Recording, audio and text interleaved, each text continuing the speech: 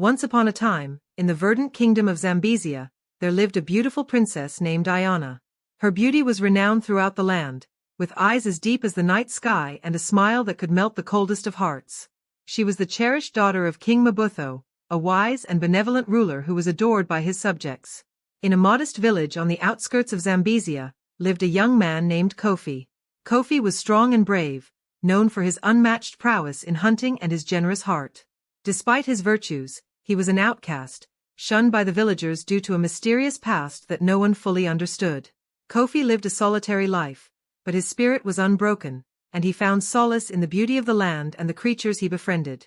One fateful day, Princess Iona decided to venture beyond the palace walls to explore the kingdom she would one day rule. Disguised in simple clothes, she wandered through the forests and fields, marveling at the splendor of her father's realm. As she explored deeper into the woods, she encountered a band of rebels, enemies of the king who sought to kidnap her and use her as leverage against King Mabutho. Just as the rebels closed in on Iona, Kofi, who was hunting nearby, heard her cries for help. With the swiftness of a gazelle, he leaped into action, fighting off the rebels with a strength and skill that left Iona in awe. He managed to drive them away, but not without sustaining injuries himself. Exhausted and wounded, Kofi collapsed at Iona's feet. Moved by his bravery, Iona tended to his wounds and helped him to his feet. She insisted on accompanying him to his village, where she could properly care for him. During the days that followed, as Kofi recovered, Iona and Kofi spent time together, sharing stories and dreams.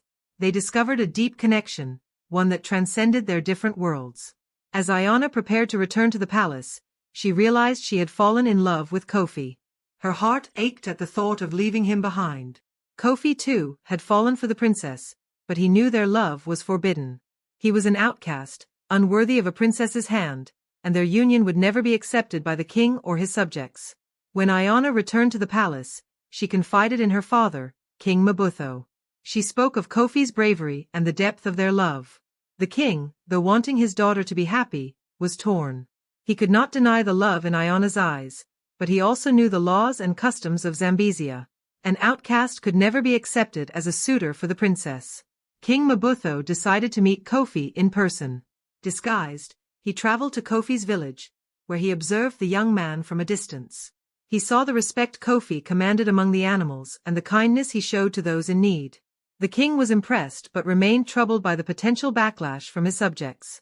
In an attempt to resolve the dilemma, King Mabutho summoned the wisest elders and advisors of the kingdom. He presented them with the story of Kofi and Iona, asking for their counsel. The elders, bound by tradition, insisted that the union could not be allowed. However, one elder, the oldest and wisest among them, spoke of a prophecy: the kingdom will find true peace when love unites what hatred divides. Inspired by the prophecy, King Mabutho devised a plan. He announced a grand competition, open to all young men of the kingdom, including Kofi. The winner would be granted a boon from the king himself. The competition included tests of strength, courage, and wisdom, designed to find the most worthy suitor for Princess Iona. Kofi, encouraged by Iona's love and the prophecy, entered the competition. He faced many challenges, but his strength, bravery, and intelligence saw him through each one. In the final trial, he stood against the strongest warriors of the kingdom and emerged victorious. King Mabutho, seeing Kofi's triumph, knew that the young man was truly worthy of his daughter's love. He addressed his subjects, speaking of Kofi's heroism and the prophecy. He explained that Kofi's status as an outcast did not define his worth and that love should be the guiding force in their kingdom. The people of Zambezia, moved by the king's words and Kofi's valor, began to accept the idea of their union. They saw the genuine love between Iona and Kofi and understood the wisdom in the king's decision.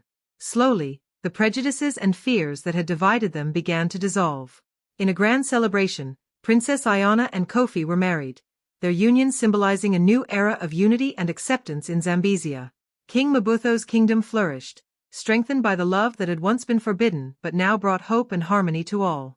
And so, Iona and Kofi lived happily ever after, their love a beacon of light in the heart of Zambezia, proving that true strength lies not in tradition, but in the courage to embrace change and the power of love.